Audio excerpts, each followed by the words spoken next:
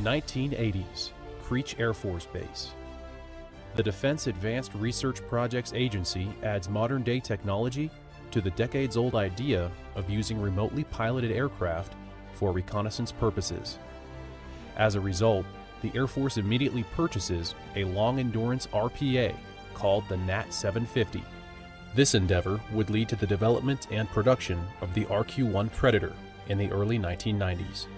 And by 1996, operators were flying intelligence, surveillance, and reconnaissance missions over the Balkans.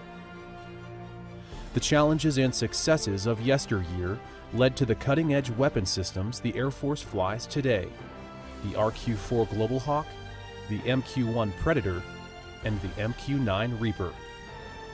Remotely piloted aircraft have proved critical to operations worldwide and were some of the first aircraft flown into Afghanistan following 9/11.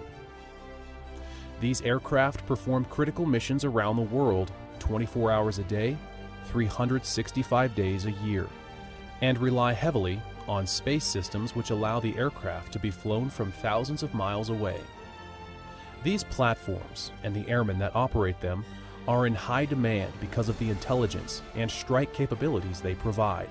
Since the conception of remotely piloted aircraft in the 1940s, remarkable airmen have pushed the limits to ensure success.